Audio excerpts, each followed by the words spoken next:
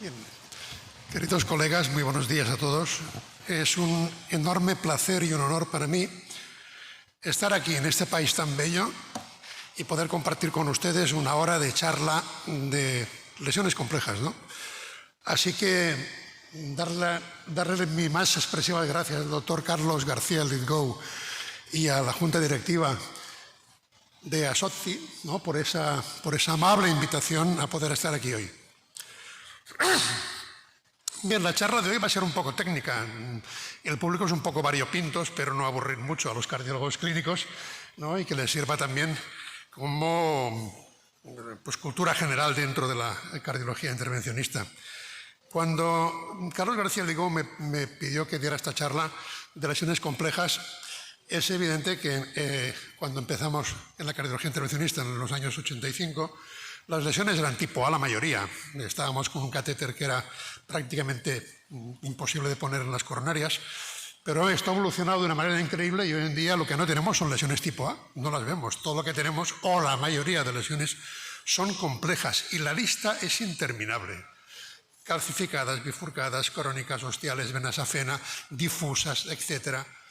Y no podemos hablar de todas, así que de alguna manera nos tenemos que centrar en algo. Y yo creo que las más frecuentes de todas, por orden de frecuencia sin duda, son las calcificadas y las bifurcadas. Las oclusiones crónicas vienen después, también son un mundo, y hablar de ellas nos costaría horas, así que vamos a centrarnos en estas dos. Y empezaremos con las lesiones coronarias calcificadas. Saben, el calcio es el mineral que tenemos con mayor abundancia en el cuerpo. La mayoría lo tenemos en los dientes, en los huesos, y solo el 1% circula libre, la mitad como calcio iónico, la otra mitad calcio unido a proteínas. Pero el calcio, ese 1%, es indispensable para poder vivir, indispensable para que el músculo se contraiga, que el corazón se contraiga, que la coagulación funcione, que la transmisión del impulso nervioso funcione, etc. Y es ese 1% el que se va a depositar en nuestras arterias con el paso del tiempo. ¿Y cuándo lo va a empezar a hacer? Pues cuando aparezca daño vascular e inflamación, de manera que la calcificación coronaria es sin ninguna duda patognomónica de enfermedad, de lesión coronaria. Pero no siempre es malo, porque también significa de alguna manera que hay reparación vascular. Miren, les voy a enseñar algo que es mío, ¿no?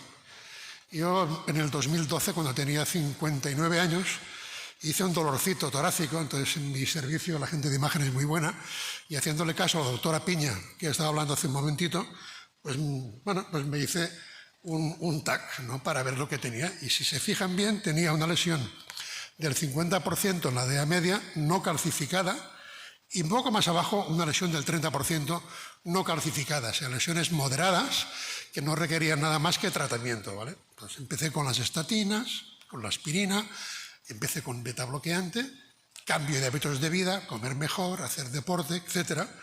Y con eso pues han transcurrido una serie de años y en 2021 dije, oye, quizá que me vuelva a mirar cómo estoy, ¿no? ¿Qué ha pasado en estos 9 años? Bueno, pues ha pasado lo que suele pasar siempre, que las lesiones acaban calcificándose con el paso del tiempo. Es una manera de reparar la arteria coronaria. ¿Qué ha pasado? Que yo en 2012 tenía una placa inestable, y eso era preocupante porque esas placas se rompen y acaban en un síndrome coronario agudo. Y en 2021, ya con 68 años, de eso hace 2, ahora tengo 70, no me he tenido que hacer ninguna coronariografía, ¿vale? Tengo calcio. Haber reparado en 2012 estas arterias sería más sencillo. Ahora con calcio, evidentemente es más complejo. Sabemos que el calcio es un fenómeno bastante frecuente porque en la medida que nuestra población envejece y va teniendo mayor comorbilidad, vemos cada vez más, con mayor frecuencia, lesiones calcificadas. Así, por ejemplo, en el último decenio pues, se ha incrementado el 31% la frecuencia de estas lesiones. Y si miramos en su conjunto cuál es el porcentaje de todas las angioplastias que tienen calcio severo o calcio moderado, lo encontramos en un 18% en la mayoría de las series. Si nos vamos a series más específicas, que son estudios aleatorizados, hasta un 29% o un 34% según cómo. Yo creo que estaríamos todos de acuerdo si dijéramos que lesiones coronarias severamente calcificadas con anillo de calcio, que son las lesiones más difíciles de tratar, probablemente ocurren entre un 5-6% de los pacientes, y lesiones moderadas o severas sin anillo de calcio, que es la gran diferencia, pueden estar en torno del 20-25%, y son las más frecuentes dentro de las lesiones calcificadas y difíciles de tratar. Son difíciles de tratar porque el calcio, amigos míos, junto con la tortuosidad coronaria, son nuestros mayores enemigos. El que es duro de verdad, evidentemente, es el calcio, ¿no? Y es duro porque nos va a dificultar el poder avanzar los dispositivos a través de la circulación coronaria, nos va a dificultar poder cruzar la lesión con nuestros dispositivos si la estenosis es muy severa, y además va a tener una serie de problemas en cuanto vayamos a intentar poner un stent, porque la dilatación igual no se ha podido completar, el stent se ha expandido inadecuadamente, el polímero se ha podido erosionar o incluso ha habido una mala posición del stent. ¿Y todo eso en qué se traduce? En el corto plazo, no, medio largo plazo, pues que a mayor calcificación, mayor tasa de complicaciones al año, mayor mortalidad cardíaca, mayor tasa de segundas revascularizaciones y mayor trombosis. Esto es un hecho innegable. Afortunadamente, a lo largo de todos estos años, han ido apareciendo una serie de dispositivos que nos permiten tratar de manera eficaz estas lesiones. Tenemos un montón de dispositivos que podéis ver aquí, a ver si puedo poner bueno, no importa. Una cantidad de dispositivos que yo los divido en dos, ¿vale?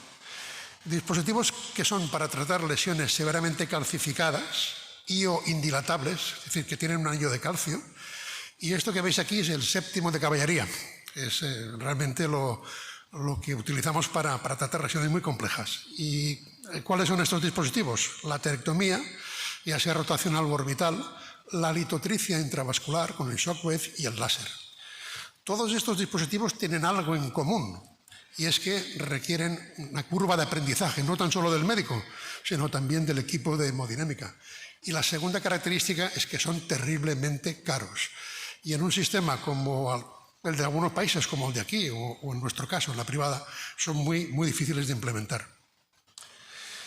El otro aspecto, o la segunda gama de productos para tratar lesiones calcificadas son aquellos que podemos usar para tratar lesiones calcificadas de manera moderada a severa, pero que no tienen anillo de calcio. Y esto es muy importante, ¿vale?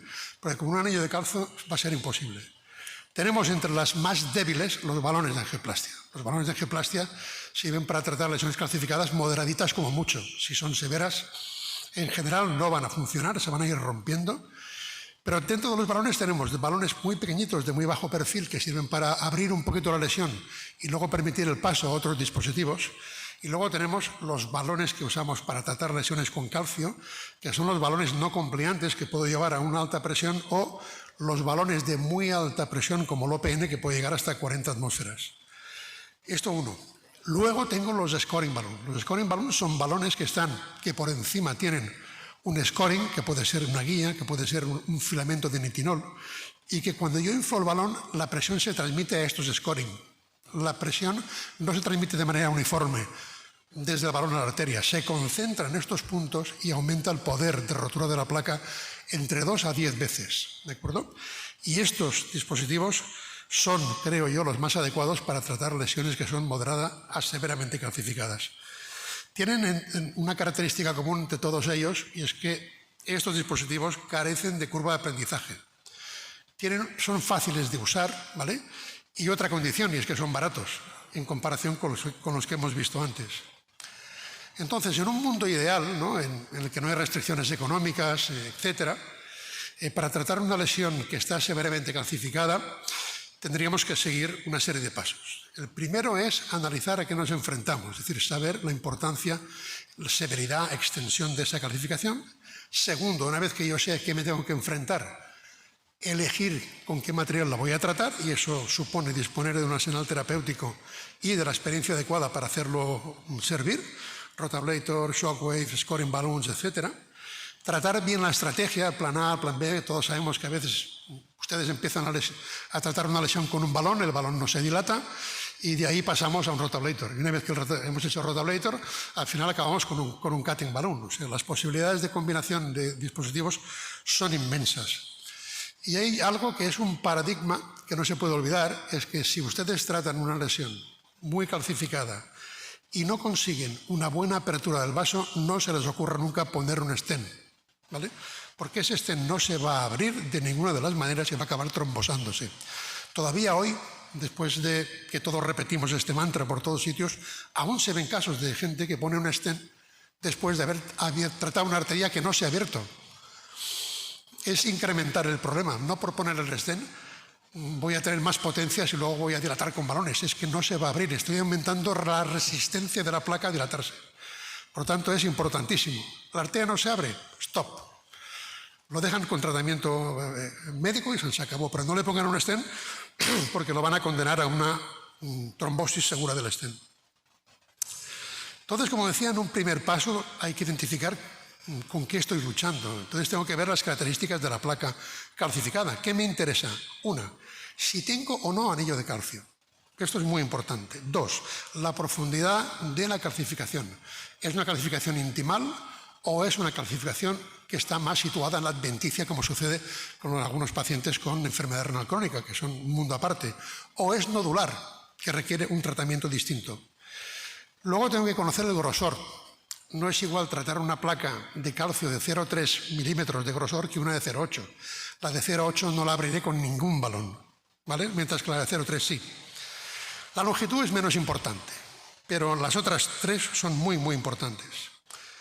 Para hacerlo dispongo de varias herramientas, de una que me da poca información, que es la angiografía, dos que me dan mucha información, que son el IBUS y la OCT, y otra que es el CT scan, que me puede ayudar, pero no para lesiones calcificadas del día a día, me puede ayudar a lo mejor para una oclusión crónica muy severamente calcificada, que antes de entrar, como decía el doctor que me ha precedido, antes de entrar quiero tener más información sobre la arquitectura del vaso, localización de la calcificación dentro del vaso, si es central, si es periférica, y ahí me puede servir, pero no de manera habitual para las lesiones comunes calcificadas. Así que de los sistemas que yo tengo, el mejor es la OCT, porque la OCT me lo da todo.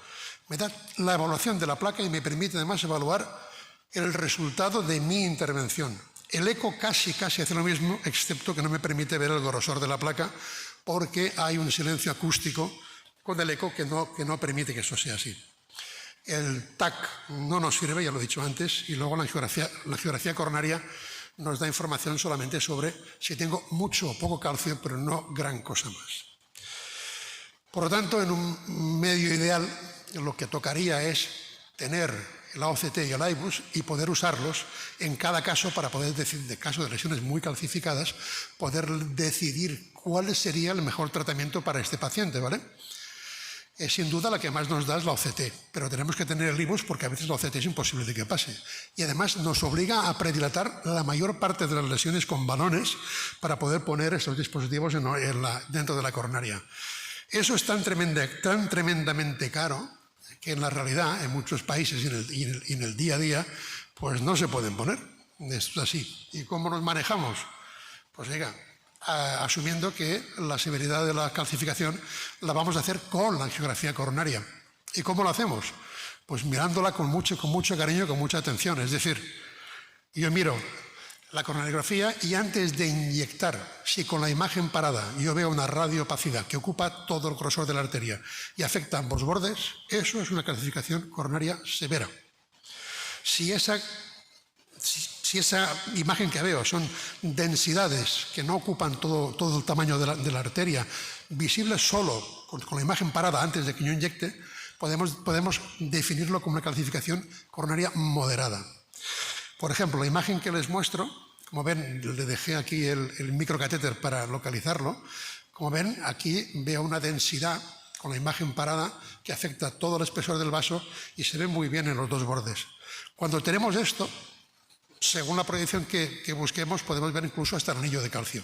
En general, este tipo de lesiones, si uno mira en el eco, hay un anillo de calcio de más de 270 grados. Y bien, una vez que tenemos identificado lo que tenemos, aunque sea con la angiografía, si tengo un anillo de calcio o no lo tengo, pues dependerá. Si tengo una lesión muy severa con un anillo de calcio, lo que voy a ir a escoger para tratarlo será el séptimo de caballería. Me voy a ir con la terectomía direccional o con la litotripsia, si es que el balón pasa, ¿no? Para lesiones que son poco calcificadas puedo usar el balón, pero fíjense que en el centro nos queda lo que son los scoring balloons, que para mí son los mejores para tratar lesiones calcificadas, moderadas a severas, sin anillo de calcio. Bien, para tratar las lesiones con anillo de calcio severas o muy calcificadas, tenemos el Rotablator. El Rota es un dispositivo que tiene más de 30 años en el mercado. Apareció en el año 90. Yo empecé a trabajar con él en el 92, he hecho cantidad de pacientes, tengo muchísima experiencia y he formado casi la mayor parte de la gente de España en este dispositivo. Y es un dispositivo fantástico, ¿vale? Es un dispositivo que si tú tienes un anillo de calcio y no dispones de él, no vas a abrir la arteria con balones, olvídate. Puedes desgraciar la arteria acabando disecándola toda, pero no vas a poder tratarla. Por lo tanto, es un tratamiento que tengo que tener, es una herramienta que tendría que tener idealmente dentro de mi laboratorio. Lo que hace la terectomía, cuando apareció en el año 90, prácticamente lo que la usábamos era para hacer debulking, es decir, para limar toda la placa calcificada. Como sabéis, el Rotablator es una oliva, ¿vale? Que en la parte distal está recubierto de chips, de microchips de diamante, y que rota entre 140.000 y 180.000 revoluciones por minuto, ¿de acuerdo? Y lo que hace es moler literalmente el calcio, porque solamente actúa en las partes duras de la placa, ¿vale? Y cuando apareció, lo que hacíamos era intentar limar todo el calcio que podíamos. Entonces empezábamos con una oliva pequeña e íbamos subiendo el tamaño de las olivas. Eso nos llevaba a tener bastantes complicaciones, hasta que comprendimos que no hacía falta hacer todo eso. Y hoy en día lo que hacemos es, más que comernos la placa, hacemos modificación de placa. Y lo hacemos con olivas pequeñas, entre 1,25 y 1,5. ¿Qué conseguimos con eso? En parte, ablacionamos tejido calcificado, reducimos el grosor de la calcificación, y lo vemos por análisis de OCT. Y lo más importante, y es que desconectamos el anillo de calcio. A ver si puedo... Aquí, no. Aquí lo ven, se ve, ¿no? Desconectamos el anillo de calcio, ¿vale? Modificamos la compliance de la placa, y si después de haber aplicado el Rotablator ponemos un balón de corte, por ejemplo, nos facilita la rotura de la placa. Fíjense aquí los 3 cracks de la placa causado por el balón de corte después de haber aplicado el Rota. Por eso es muy frecuente que el Rotablator no sea solamente una técnica única y que detrás esté complementada por un cutting balloon o por un Naviscore, ¿vale? Hacerlo con un balón no es demasiado recomendable, es mejor hacerlo con un scoring balloon porque dirigimos mucho más las zonas de presión en la placa y evitamos hacer disecciones grandes. Los pacientes que tienen un anillo de calcio sabemos que son muy complejos de tratar, ¿vale? Y son los que tienen más complicaciones, como veis a la izquierda. Los que tienen un arco de más de 270 grados, pues tienen más trombosis, más CLR, más mala posición, en fin, todas las premoniciones malas que quieran. Ahora bien, hay que saber que el Rotablator solamente va a ser eficaz si tenemos realmente un arco de calcio de más de 230-240 grados, ¿vale? Y eso es así. En la literatura se ha intentado ver si Rotablator era mejor que el balón, ver si Rotablator era mejor que un balón de corte, y no han encontrado diferencias en el Rotaxus ni en el Prepare Calc. ¿Por qué? Porque han incluido pacientes con lesiones calcificadas moderadas, en su mayoría. Y las que eran lesiones calcificadas severas, no sabíamos si tenían anillo de calcio o no, porque no se había mirado. Entonces, ¿qué pasa? Bueno, si no tienen anillo de calcio, ¿para qué le vas a poner un Rotablator? Se va a abrir con un balón de corte, se va a abrir con un balón no compliante, con un balón de altísima presión. Por tanto, tener en cuenta eso, que el Rota solamente sirve para lesiones severamente calcificadas que tengan un anillo de calcio. Si no, olvídense de ponerlo, usen otra cosa. Y esto es tan así que el Rotablator, bueno, se puede usar de dos formas. Uno que es upfront, es decir, yo decido a partir de lo que veo en la geografía, o si pongo un sistema de imagen, ya sea la OCT o LIBO, si veo que hay un arco de calcio, voy directo de cabeza al Rota. Si no lo tengo, ¿qué puedo hacer? Bueno, como aquí en este caso, en las oclusiones crónicas, ¿no? Que a veces, después de estar luchando para pasar la guía, un día no pasa el balón.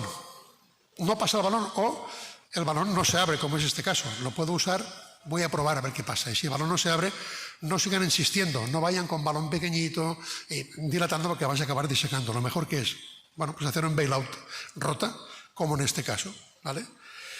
¿Qué quiere decir todo eso? Que el rota sirve para lo que sirve. No sirve para todas las lesiones, sirve para las más calcificadas. ¿Y eso a qué lleva? Pues que el uso del rota es muy poco. Solamente se usa en un 3 a 5% de los casos de angioplastia. Por ejemplo, en España, que tenemos un registro de actividad de la sección de hemodinámica, sabemos lo que se utiliza en los laboratorios de hemodinámica del país. En 2021, que son los datos más recientes, el uso del rota solamente en el 2,1% de todas las angioplastias. Ahora, si nos vamos a los pacientes añosos de más de 74 años, que significan, en nuestro caso en España, casi el 25% de los pacientes, imaginaros, ¿eh? Aquí sí que aumenta, aquí es casi 3 veces más, de 6,4%, pero sigue siendo minoritario. Y sí que me encaja con las cifras, este 6%, que hablaba al principio, que las lesiones calcificadas con anillo de calcio están alrededor de esto, de un 6-10%. Con todo, fijaros, con los problemas que tiene el rotableto, que requiere una formación, etcétera, y saber dónde lo tengo que emplear, pues desde el año 2006, sí, desde 2006 hasta ahora, fijaros que casi prácticamente no ha aumentado. En el 2017, que apareció el nuevo sistema del rotablator, hubo una cierta, se incrementó, pero después vino la pandemia y se acabó. Estamos flat absolutamente, pero es un dispositivo extraordinariamente útil para cierto tipo de lesiones que si no lo tienes no abres esa lesión. Más recientemente ha aparecido la teletomía orbitacional, que pretende lo mismo, es una corona de diamante que aquí lo que va haciendo es orbitando, ¿vale?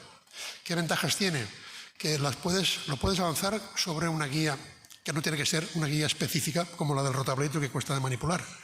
Y luego, como va orbitando, pues a medida que va abriendo, te va creando más espacio dentro de la placa. Es capaz de limar mucha más placa que el rotablator, que se mueve solamente frontalmente. Tenemos pocos datos todavía en la literatura. Son prometedores, ¿vale? Pero habrá que esperar a ver qué, porque hay cierto concern con las perforaciones. Hay que ser muy cuidadoso en la cantidad de pases que se le da, y la ventaja que también tiene es que puedes, así como rotablator, solamente lima hacia adelante, lima hacia adelante y hacia atrás, las dos cosas. Pero bueno, promete mucho y vamos a ver qué da de sí. Todavía le falta un cierto recorrido y tener muchos más datos. Otro que acaba de aparecer, también, recientemente, desde hace unos años, es la litotripsia. La litotripsia son balones de 12 milímetros con 2 emisores de ondas sónicas, ¿vale? Y estas ondas sónicas, con el balón lleno de agua, generan ondas de presión de 50 atmósferas que rompen la placa de calcio. Eso prácticamente ha revolucionado bastante el mundo de las lesiones calcificadas. Es una técnica que es segura y eficaz en algunos estudios, como el Disrupt Cap 1, 2 y 3. Más fácil de usar que la teletomía rotacional. Es un balón que hay que poner y luego activas los pulsos, pero sin embargo este balón es rígido. Cruza mal lesiones severas y muy calcificadas, y casi siempre hay que predilatar. Hay que gastarse el dinero predilatando para poder poner este balón. ¿Y qué problema tiene? Especialmente para la República Dominicana, incluso para nosotros, para España, que es terriblemente caro. Un catéter vale 1.800 euros. Trasladado a dólares, 2.000 y pico, ¿vale? ¿Cuántos catéteres se usan en promedio por cada paciente? 1,3. Es decir, me tengo que gastar 2 balones predilatando más 1,3 catéteres a 2.000 euros el precio del catéter. O sea, es una técnica que es muy buena, pero, amigos, para lesiones calcificadas, muy caro.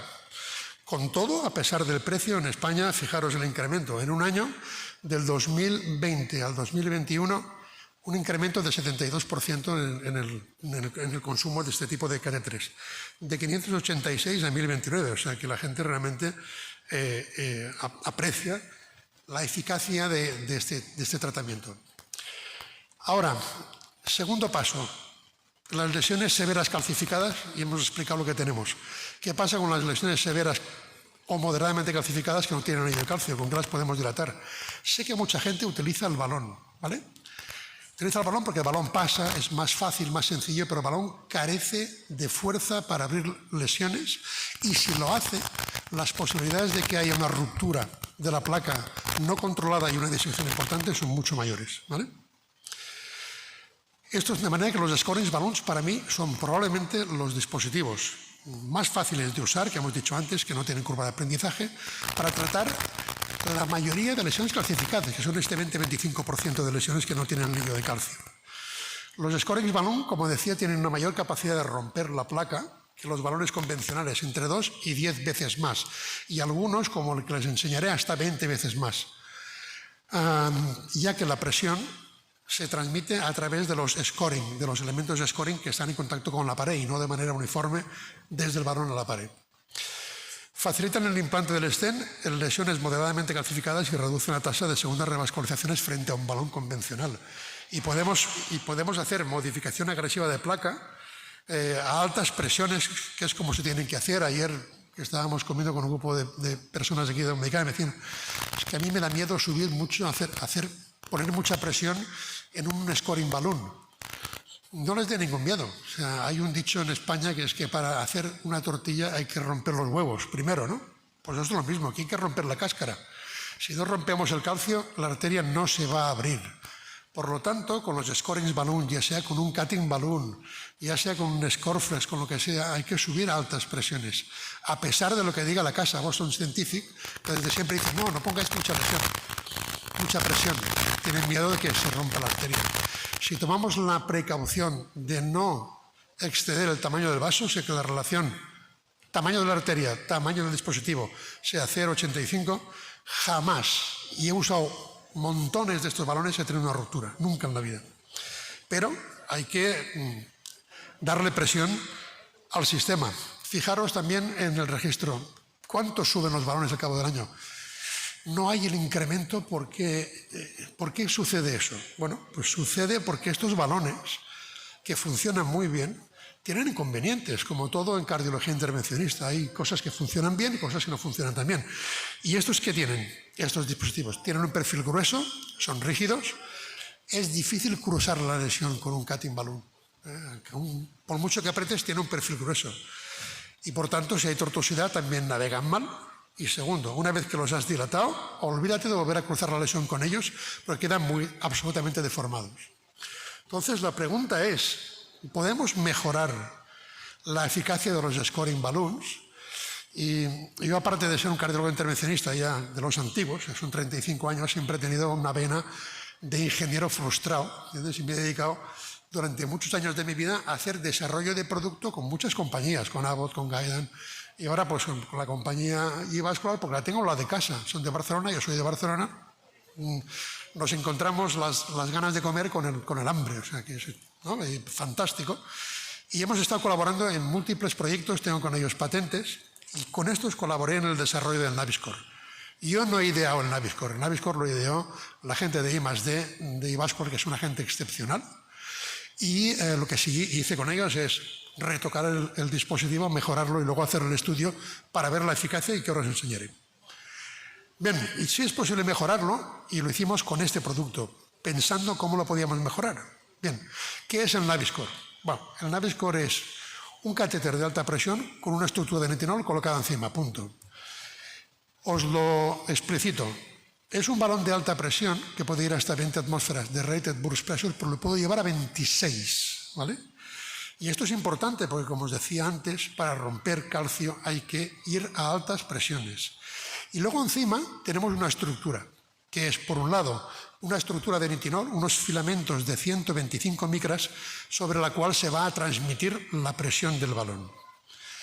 Y esta estructura de nitinol está dispuesta de manera axial, ¿de acuerdo?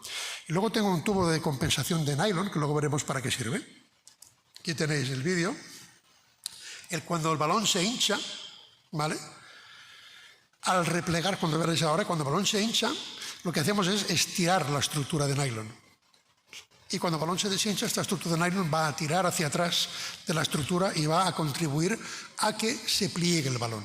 Después recordad que el nitinol es flexible, por un lado, y dos, tiende a recuperar su memoria. Si tú deformas el nitinol, cuando cesas la acción de modificar su forma, él vuelve a su forma inicial, ¿vale? Cojo una guía de nitinol, la tuerzo en 4 sitios, la suelto, volverá a su tamaño original y volverá a su forma original. De manera que entre la capacidad que tiene el nitinol de volver a su forma original y ese tubo de nylon que tira hacia atrás y me cierra el sistema, es el único dispositivo del mundo que cuando yo lo deshincho vuelve a su tamaño original, vuelve a su crossing profile original.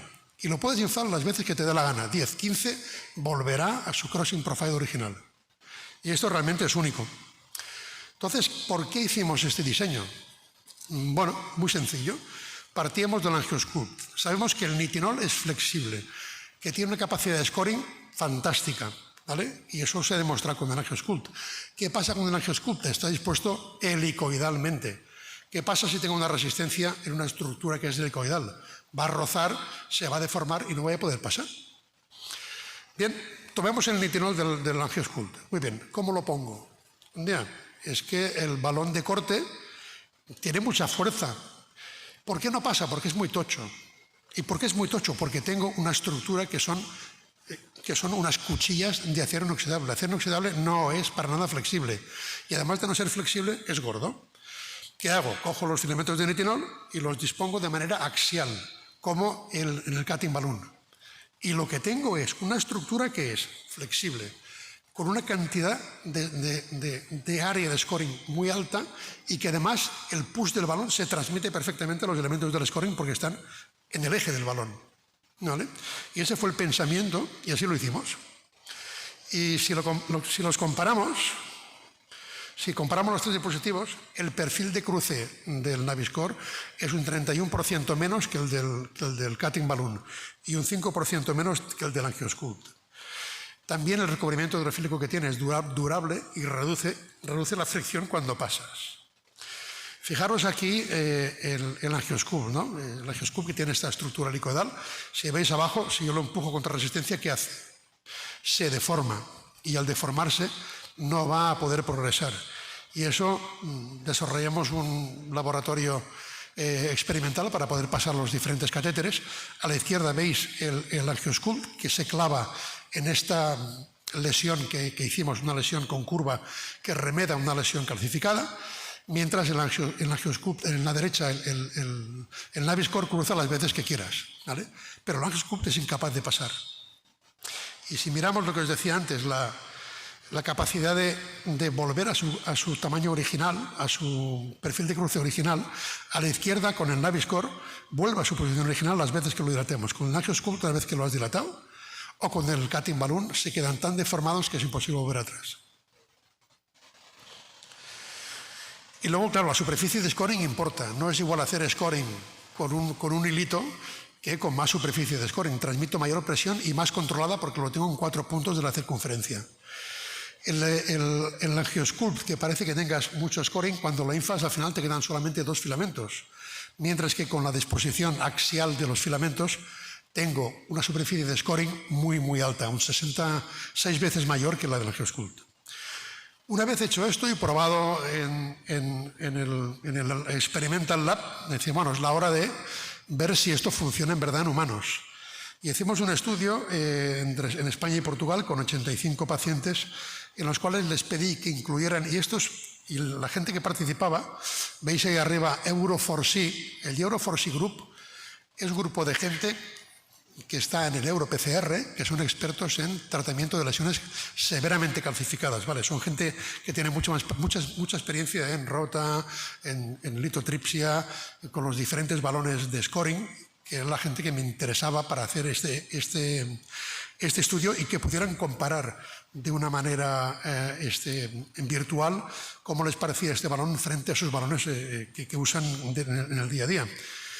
Por tanto, les pedí que incluyeran pacientes con lesiones severamente calcificadas, ¿vale? De moderada a severamente calcificadas, que hicieran mínimo 5 casos con una previa experiencia de 2 o 3 dispositivos, y les pedí que, sobre todo, emplearan el Naviscore como primer dispositivo para pasar la lesión, porque quería saber exactamente cómo se comporta este dispositivo si cruza solamente en el 10%, en el 20%, en el 30% o en el 70%, porque es muy importante, porque si no me cruza nada más que en el 30% de casos, pues ahí, apague, vámonos, tíralo a la basura. Si tengo que empezar a emplear balones antes, 3 o 4 balones, no me sirve.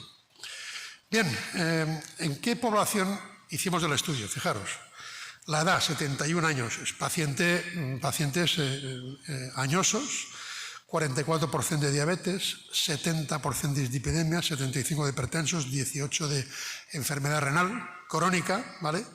43% de pacientes con cirugía previa o PCI previa. Esto es una población chip que se llama, población realmente compleja.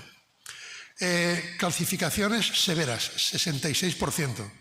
Y estas están revisadas por mí. Son pacientes que tienen esta imagen en la angiografía que os hemos hablado antes de calcificación severa. 34 de moderada y no hay ninguna de ligerita o no calcificación. Todas son muy calcificadas.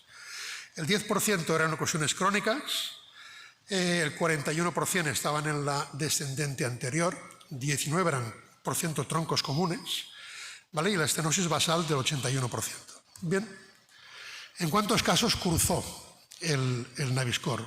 Nosotros pedimos a la gente que por favor usaran primero el Naviscore, que no usaran nada más.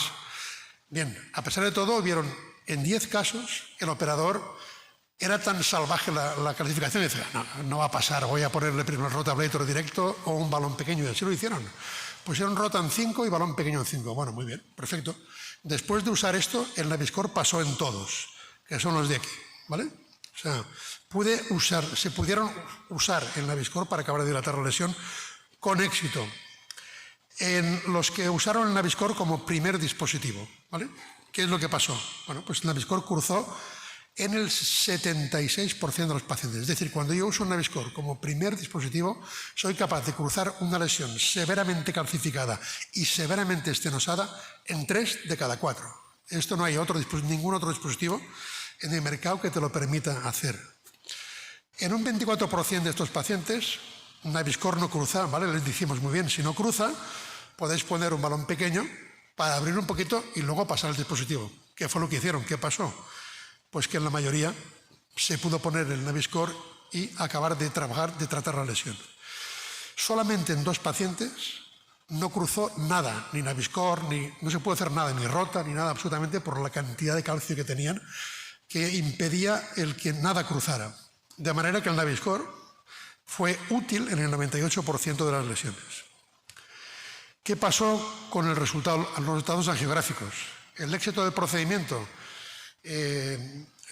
definido como una estenosis residual de menos del 30% después del stent, sin complicaciones y un flujo TIMI3, se obtuvo en el 94%. La estenosis antes del Naviscore, que era del 81%, pasó al 33% después de dilatar con el Naviscore. ¿Qué quiere decir eso? Que la capacidad de romper la placa del dispositivo es altísima. Y después de poner el stent, la estenosis residual era del 7,5%, ¿vale? Lo cual también explica la capacidad que tiene para facilitar la expansión del stent. No hubo ninguna complicación, ninguna muerte, ni infarto, ni cirugía, 0 perforaciones, tampoco disecciones importantes que limitaron el flujo, tan solo 13% de tipo A o tipo B. Por eso estos dispositivos hacen unas disecciones más controladas que un balón solo, que se resolvió después de implantar un stent.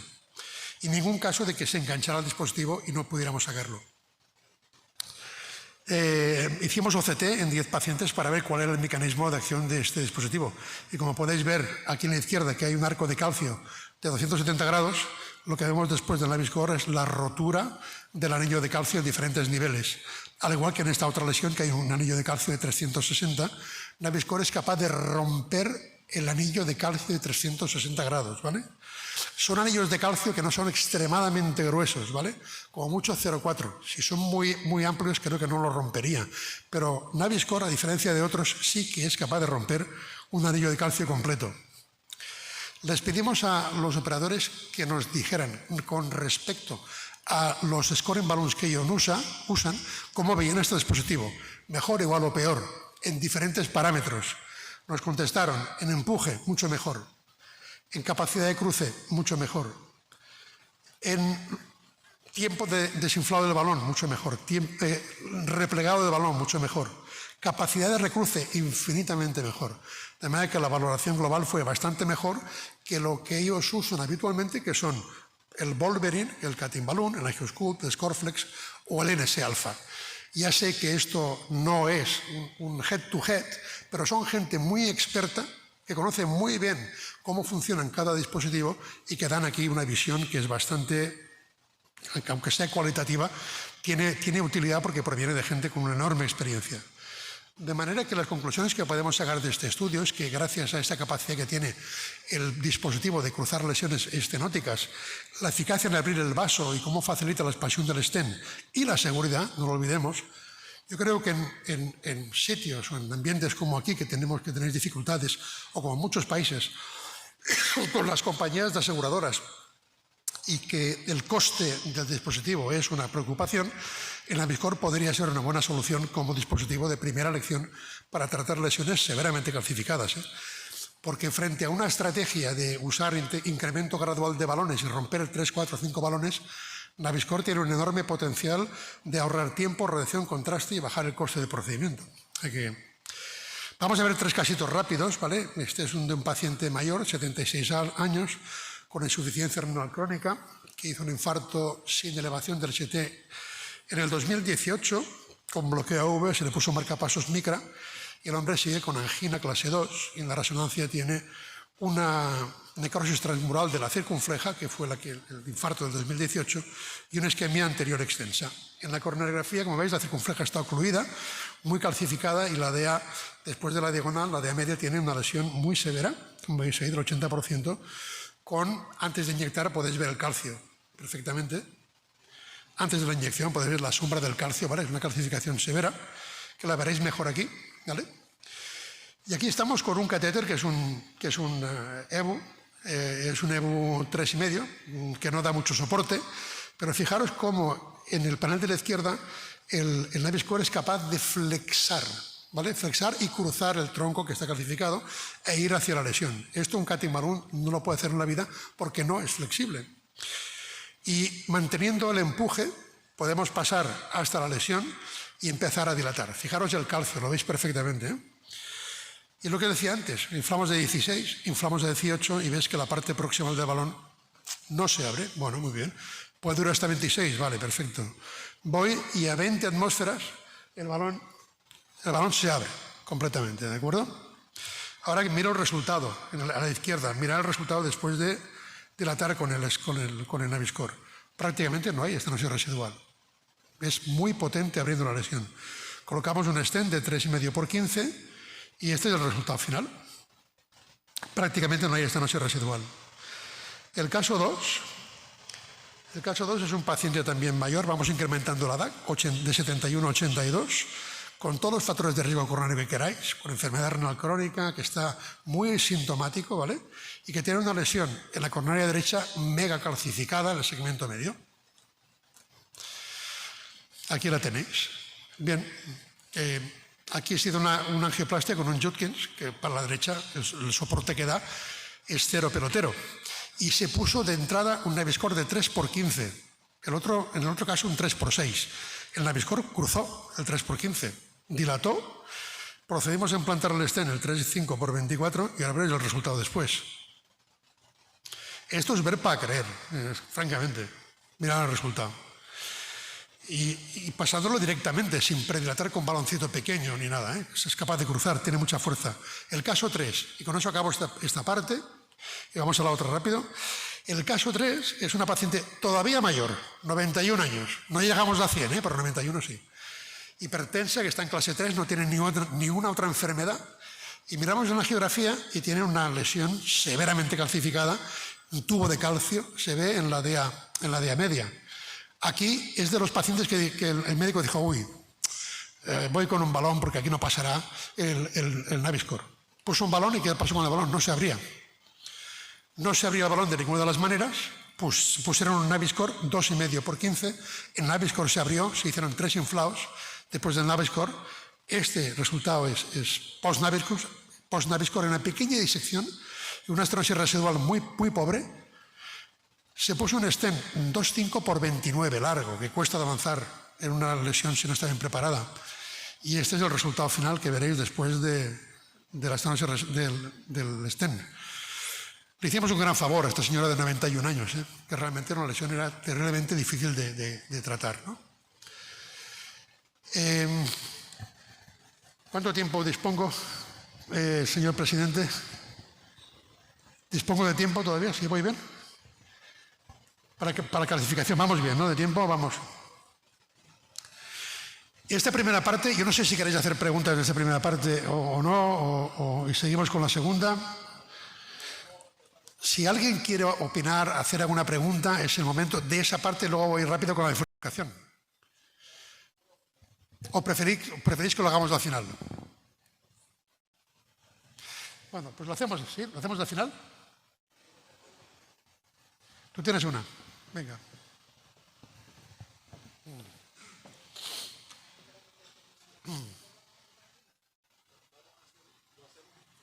Como queráis.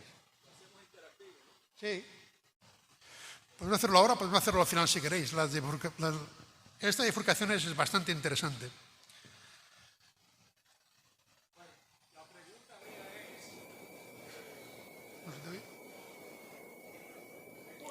Ven aquí, ven aquí. Aquí.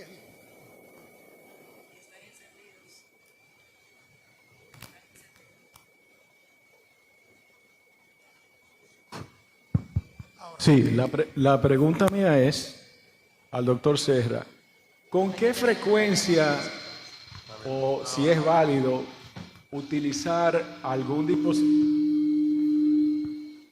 dispositivo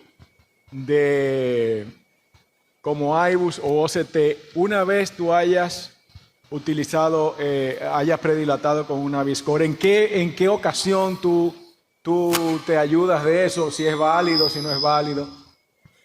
Sí, la verdad es que usamos predominantemente OCT o iBus, puede ser, pero el OCT ya nos da más información y lo usamos alrededor de entre un 10 y 15% de todas las lesiones severamente clasificadas. ¿Dónde lo usamos? Si hacemos un tronco común, no vas a dejar el tronco común sin ver cómo está el stent. El stent está bien expandido, está bien apuesto. Sí. Los troncos comunes, todos, por definición, hacemos IBUS. Y después, en oclusiones crónicas, que son largas, complejas, difíciles, también analizamos cuál es el resultado que hemos obtenido en ese tipo de lesiones tan complejas y calcificadas. Certificamos que todo está perfectamente bien con IBUS o con OCT. En el resto de lesiones, de a media, derecha, circunfleja, etcétera, pues la verdad, si el resultado geográfico es bueno, no incrementamos los costes y no lo hacemos, pero sí lo hacemos en lesiones que sí tienen una alta probabilidad de trombosis, como son el tronco común o las oclusiones crónicas, porque aquí acabas poniendo 4 o 5 stents muchas veces, y sabemos que en las placas severamente calcificadas habrá zonas que la aposición del stent quizá no es la mejor, y zonas en las que la expansión del stent puede ser no deseada. Entonces, si utilizas la OCT o el IBUS, acabas haciendo retoques en todos los casos para optimizar la expansión. Creo que Gracias, doctor Serra. Un placer volverle a escuchar. La experiencia no se improvisa y es lindo oír la experiencia de un hombre como usted. Yo quería hacer una pregunta a los hemodinamistas que están acá. ¿Cuáles de ellos no han hecho nunca lesiones complicadas o complejas? Nadie levantó la mano. Todos hacen intervenciones complejas. Yo en algunas ocasiones les he pedido que yo le voy a mandar a ellos todas las complejas que me lleguen a mí, ellos que me manden todas las simples que le lleguen a ellos, porque es la manera más fácil de dormir tranquilo, porque sabemos que las lesiones complicadas o complejas nunca llegan solas, llegan con un paciente complicado y complejo, que es un paciente añoso, tal como usted describió en su diapositiva los pacientes, un paciente que tiene otras comorbilidades como disfunción renal, falla cardíaca, y con una cantidad de calcio u otras características en lesiones que pueden ser de bifurcaciones de alto valor, como el tronco principal u otras proximales que van a requerir una cosa que nos gusta a los niños y a algunas niñas, muchos juguetitos que hay que usar, y esos juguetitos a veces por las características de nuestros pueblos o de nuestros países no lo tenemos todos, o si los tenemos, la seguridad social no lo puede pagar. Pero sí saber que el tratar lesiones complejas es muchas veces necesario porque nos toca. Por ejemplo, en diciembre yo tuve un paciente, 84 años, que ya habíamos hecho la angiografía previamente, y ese paciente le dijimos que no lo íbamos a tratar, que vamos a ponerlo en tratamiento médico porque tenía una lesión de tronco principal distal y ostial y sobre todo ostial de la descendente anterior, que era un peñón de calcio, pero horrible. Y ese paciente se fue con tratamiento médico óptimo, pero la familia volvió a traerlo y lo mandaron porque estaba en angina refractaria y nos tocó tratarlo. Usamos Naviscore, logramos implantar el stent, logramos atravesar, funcionó como dice. Sin embargo, como él tenía todas las características de un mal paciente, a la semana o 2 semanas, el paciente llegó con un evento agudo con trombosis de stent. ¿Por qué? Porque ese paciente no podía costearse el ultrasonido y no podíamos ver qué tan bien habíamos quedado. Nos confiamos en la terapia antiplaquetaria dual, que sí era necesario en ese paciente, a pesar de sus comorbilidades, y es el terror de nosotros las lesiones complejas, aunque tengamos que hacerlas. Así es la vida, y hay que bailar con la más fea, si cuando te toca. Pero de todas maneras, déjame que les diga una cosa: no hay cosa peor que enviar un paciente a cirugía o dejarlo con síntomas por no querer abordar o por tener miedo a abordar lesiones calcificadas. Yo creo que hay que perder el miedo. Lo que no hay que hacerlo es con balones y rompiendo balones, porque eso sí que es peligroso. Cuando empiezas con un balón pequeñito, luego le subes, empiezo con un 1,5, ahora le pongo un 2,5, ahora le pongo un 3, no compliante. Al final acabas creando una disección severa y no te entra ningún stent, porque el stent no va a navegar por una disección rota calcificada. Olvídense, lo mejor es hacerlo con scoring balloons. Y he usado mucho en mi vida el cutting balloon, muchísimo. Es un enorme y muy buen dispositivo, ¿vale? Igual que el rota. Sin embargo, ahora tengo uno que navega mejor, que es capaz de cruzar mejor, y me paso a este, punto. Pero el concepto de trabajar con scoring en vez de trabajar con balones es lo que cuenta. La fuerza se distribuye sobre los scoring elements, y al igual que en el cutting, los tengo distribuidos en 4 secciones, en ángulo de 90 grados, ¿vale? En toda la longitud del balón, y eso me da una fuerza sobre la placa que está aplicada en 4 puntos, no en toda la superficie. Y puedo conseguir una rotura muy, muy controlada de la placa y muy potente de la placa. Si emplean ese balón, y hay que acostumbrarse, y a altas presiones verán cómo son capaces de tratar un montón de lesiones que ahora mismo, bueno, entiendo que duden, que no sean capaces de hacerlo, o que pongan un balón y el balón no se abre y, bueno, aquí me planto. Yo creo que esa es una buena solución, especialmente cuando no tienes tanto presupuesto o no te financian el tener un rotablator, el tener el IBUS, el tener una serie de cosas, ¿no? Esto es así. Por eso creo que es interesante en situaciones como en España, en la privada, en las que las aseguradoras nos dicen, no, IBUS no, si le pones el IBUS, lo pones tú de tu bolsillo. O no tenemos IBUS en la privada para usar, sí, pero lo paga el paciente o no se le pone, igual que aquí. En la pública no tenemos restricción, afortunadamente, porque en la pública le ponemos lo que el paciente necesita, cueste lo que cueste. Y esto, gracias a Dios, mira, es un descanso para el médico, ¿no? Saber que puede disponer de todos los gadgets para tratar una lesión independientemente de su complejidad. Cuando no es así, hay que ajustarse y hay que tener en cuenta cuáles son los mejores dispositivos que me puedan ayudar para conseguir un buen resultado. Y yo creo que este lo es. Seguimos para... Seguimos para la bifurcación y si queréis luego... ¿sí? Vamos a tratar la bifurcación y antes que nada yo quería hacerle un homenaje aquí a mi amigo Alfonso Medina, ¿vale? Una gran persona, un cardiólogo inmenso, fan del Barça y un buen amigo, ¿vale? Que murió hace ya algunos años. Y todos conocéis la clasificación de Medina, ¿no? Pues, él inventó la clasificación de Medina. ¿Y cómo lo hizo? Era un hombre muy ingenioso, había diseñado catéteres, entonces un buen día se le ocurrió, hombre, ¿por qué la clasificación de 1A, 1B, 2B? Porque había un montón de clasificaciones. Estaba la de Stanford, la de Thierry Lefebvre, que en aquel momento habíamos empezado con el Euro Bifurcation Club, y el tío dijo, a ver, si hay lesión en la parte proximal, si no hay es un 0, si hay es un 1. En la parte distal, si no hay es un 0, un 1. Y en la rama lateral, 0, 1, se acabó. Esto es facilísimo de retener y eso define 7 tipos distintos de bifurcación, ojo, que antes cuando no había esa clasificación, que es tan sencillita, era muy complicado hacer papeles comparativos de tipo de lesiones, era imposible, vamos. Y eso, fijaros, eso no fue fruto de ningún estudio. Envió una carta al editor de la Revista Española de Cardiología y esa carta al editor es una de las cartas que creo que tiene más citaciones en el mundo, ¿vale? O sea, que es, bueno, en fin. Y no hay mejor manera que analizar o hablar de bifurcaciones con un caso práctico. Porque vamos a tocar, analizar, a desgranar todas las preguntas que uno tiene que hacerse cuando hace un caso práctico. Y ese es el caso clínico de una señora de 77 años que tenía dislipidemia y 2 días antes del evento agudo empezó a tener angina mientras caminaba.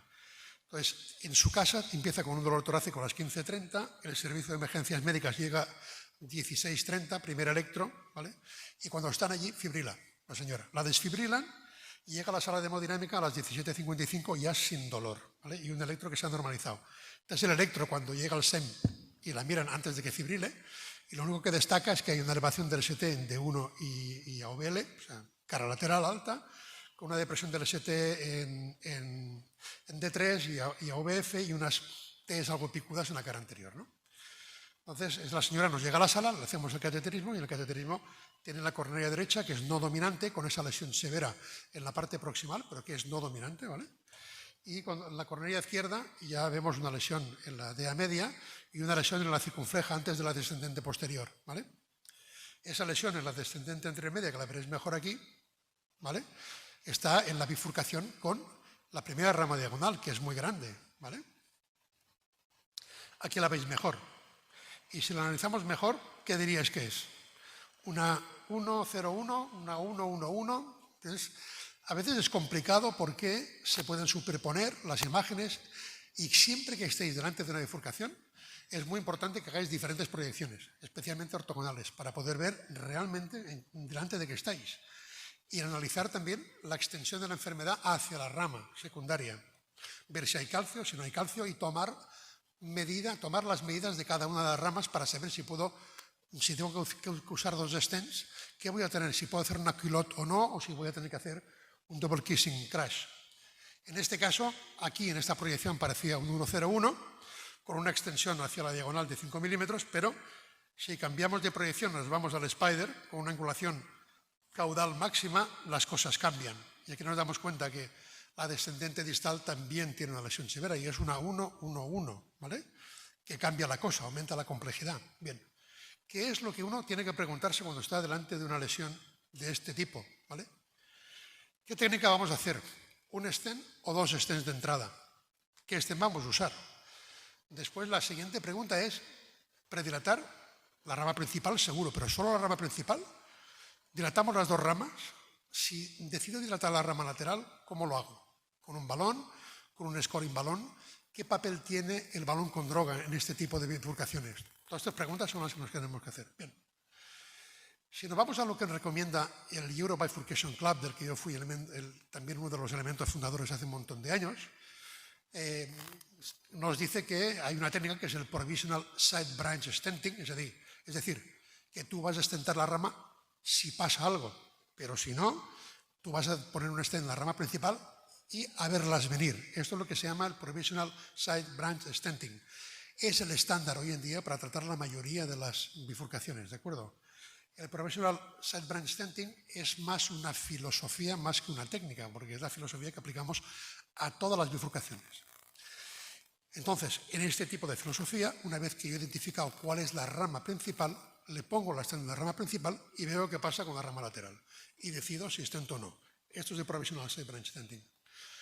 Cuando nos proponemos hacer una técnica de 1 o de 2 stents, hay 3 supuestos. Cuando la bifurcación se extiende hacia la rama lateral de forma importante, más allá de 5 milímetros, ¿vale? Porque sabemos que dilatando con balón no quedará bien. 2, cuando el acceso es muy difícil a la rama lateral y si la pierdo no voy a poder recruzar. 3, si hay un alto riesgo de que pierda esta rama. Bien, ¿qué hacemos aquí en este caso? En este caso está claro que solo un stent es una 1-1-1, que la extensión hacia la rama lateral no es mucha, solamente 5 milímetros, pero ¿qué pasa con la rama lateral? Aquí el acceso no es malo, lo puedo tener, pero sí que existe riesgo de que la pueda perder. Si alguien dice voy a ir con 2 stents, tampoco sería una locura, ¿eh? Pero en este caso decidimos hacerlo con un stent en la rama principal y luego hacer el Provisional Side Branch Stenting, depende de lo que pase. Vale. Muy bien, ¿qué hacemos con la rama lateral? El Yellow Bifurcation Club te dice que predilatar la rama lateral, ¿vale?, en una bifurcación es controversial. ¿Y por qué es controversial? Dice, mejor no dilates, porque si la disecas, una vez que pongas el stent en la rama principal, tendrás que recruzar con la guía la rama lateral y puedes agrandar la disección, complicarlo todo, ¿vale? Y yo con mi amigo Terry Lefebvre hemos estado discutiendo durante 15 años. No, yo las dilato. No, yo no las dilato. Entre esta múltiple discusión que teníamos, un buen día mi amigo Manolo Pan, que trabajaba con Medina en Córdoba, hace un estudio y dice, bueno, muy bien, pues yo voy a ver qué pasa de manera aleatorizada en pacientes en los que voy a hacer una técnica de Provisional Side Branch Stenting, en bifurcación. ¿Qué pasa si la predilato o no la predilato? ¿Vale? Entonces, en rojo tenéis los casos en que no se predilató, ¿vale? Y en azul, los casos en los que se predilató la rama antes de implantar el stent, ¿vale? ¿Qué pasó? Que la tasa de TIMI 0,1, es decir, la tasa de oclusiones en agudo, fue mucho más baja cuando predilatabas que cuando no predilatabas. Y eso es un peligro porque puedes perder la rama, ¿vale? Y eso es un motivo para predilatar. Y además, si miras qué pasó en el long term, a 24 meses, resulta que la tasa de complicaciones era la misma. El event free survival era el mismo, por lo tanto no tiene impacto. Pero sí tiene impacto en el agudo, porque si te tapa la arteria te complica el procedimiento.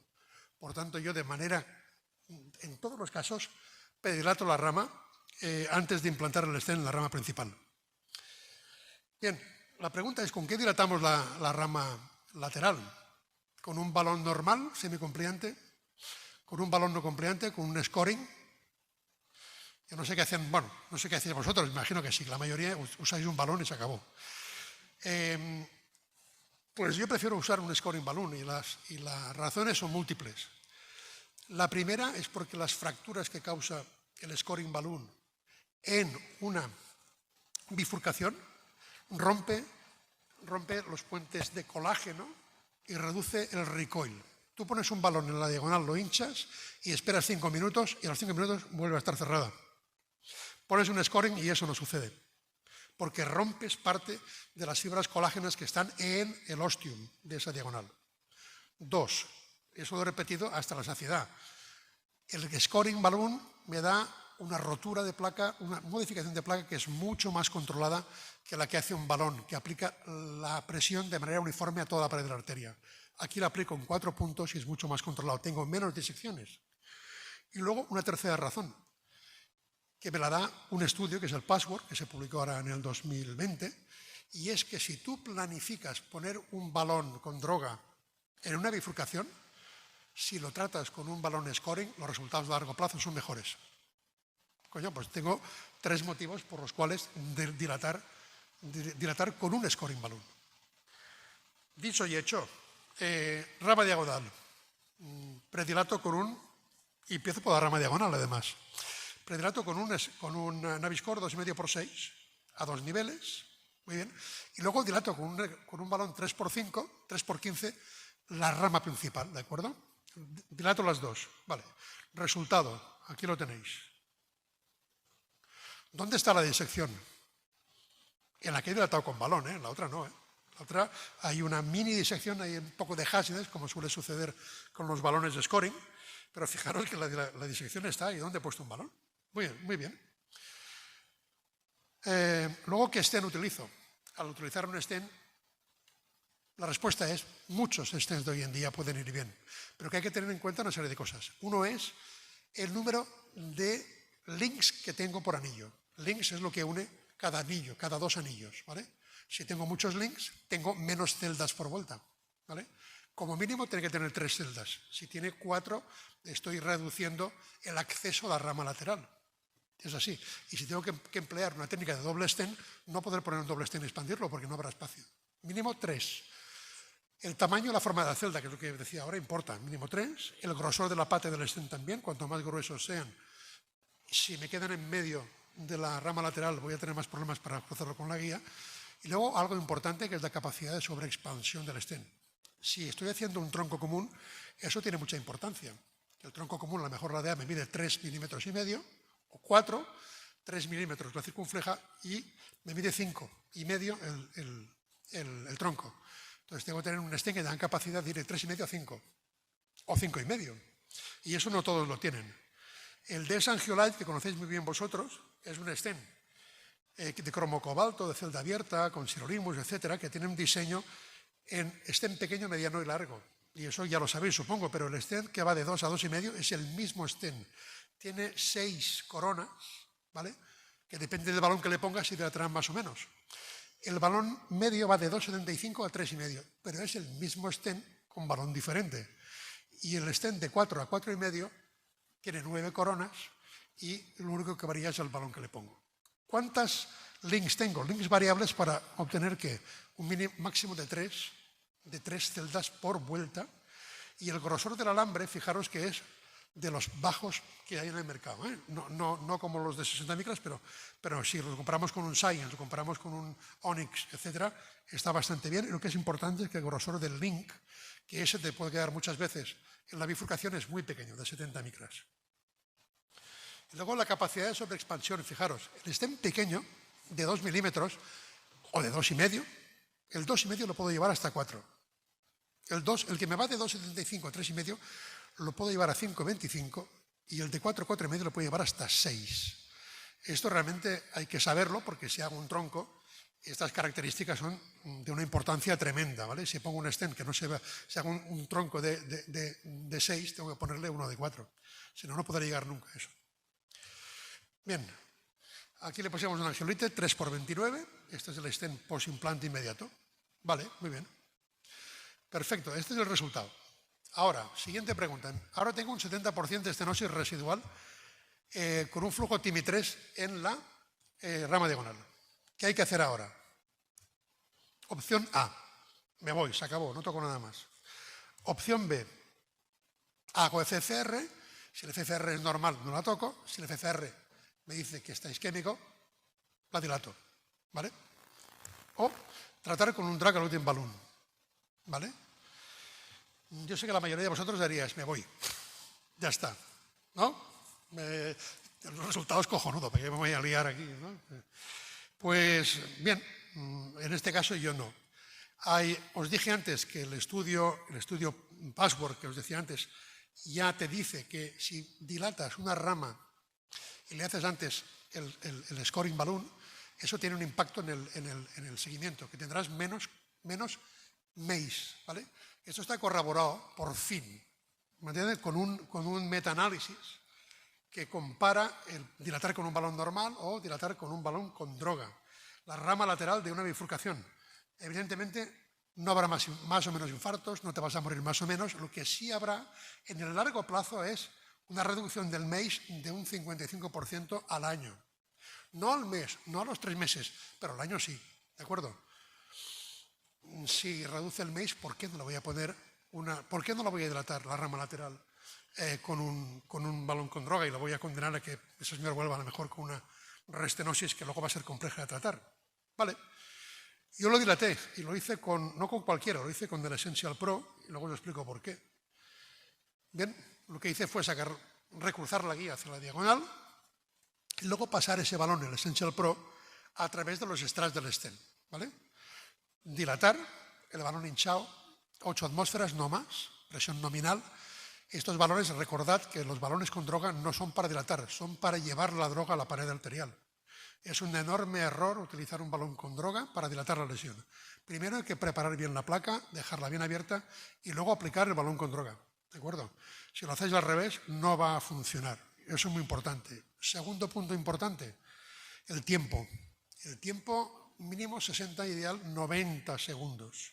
Hay cantidad de estudios hechos en animales, en cerdo concretamente, en los que yo también he participado, en que si tú esperas 60 segundos tienes una distribución homogénea y la penetración en la pared arterial es de 1 milímetro o menos. Si esperas 90 tienes una penetración a 2 milímetros. Es decir, la cantidad de droga que se va a transmitir a la pared es superior, ¿vale? Para mí, no lo sé, no hay ningún estudio que lo corrobore, pero dejarlo más tiempo significa más droga en la pared y, por tanto, mayor capacidad de inhibir la proliferación. Total, son 30 segundos más, no va a pasar nada, el paciente no se va a morir. Hay gente que está a 30 segundos y enseguida quita. Recuerdo que cuando empezamos con la angioplastia con balón, podíamos estar 3 minutos inflando, no pasaba nada. O sea, no se me ha muerto nunca ningún paciente por estar dilatando 3 minutos, perdón. Bien, y una vez con el mismo balón Experience, hice el kissing balloon, ¿vale? Y este es el resultado final, ¿vale? El resultado final es bastante bueno. ¿Por qué elijo 2 palabras sobre los drug eluting balloon, ¿vale? Todos los eluting balloons que hay, hoy en día hay un montón y no tienen efecto de familia, ¿vale? Los drug eluting balloon tienen un excipiente que es diferente, la dosificación del paclitaxel es diferente de unos a otros, de manera que para que elegir o qué esperas de un balón, esperas 3 cosas. 1, que navegue bien. 2, que no pierda droga mientras lo subes. Y 3, que haya una rápida transferencia y que aguante la droga dentro de la pared. ¿Eso cómo se consigue? Una navegación óptima con un buen balón, un buen recorrimiento hidrofílico y lo importante, que la capa que le estás poniendo de paclitaxel no sea muy gorda, no sea un pastiche de paclitaxel, porque si no ocurre como ocurre con algunos balones que son extremadamente rígidos y no navegan ni para atrás, ¿vale? Entonces, ¿qué se ha hecho en el caso de este? Que es interesante, ¿eh? En el caso del Essential Pro, lo que se ha hecho es que el paclitaxel con el excipiente, ¿vale? Que es un 20% de este reducido en agua, que es líquido, le aplico pulsos ultrasónicos que lo que me van a hacer es reducir toda este agua en microgotas. Y estas microgotas lo voy a hacer un spray en el balón, haciendo múltiples capas. ¿De acuerdo? ¿Eso a qué me lleva? A tener una capa muy fina, pero que son multicapas. Al ser una capa fina, reduzco la rigidez del balón y 2, evito que me pierda medicamento cuando sube hacia la arteria. Fijaros la flexibilidad que tiene ese balón, no la tienen otros. Navega perfectamente bien y fijaros, esto es la cantidad de droga que queda en algunos balones después de subirlo por el catéter guía y llegar a la arteria coronaria. Hay algunos que pierden hasta un 50% del producto. Y esto es muy importante. Así que el Essential Pro, ¿cómo evita que se pierda? Con este sistema de microcapas. Y 2, por el replegado del balón, que evita que se pierda la droga por el camino, ¿vale? Y la transferencia a la pared, ¿cómo se consigue que sea mejor?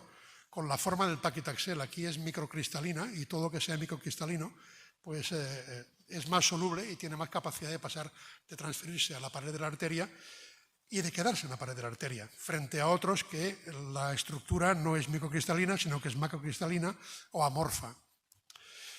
Y bueno, lo que os decía, ¿qué hacemos con la rama lateral? Que os preguntaba antes, no tocarla, hacer FFR, tratar con un DEP. La explicación del tratar con un DEP es porque en el long run tengo mejor resultado.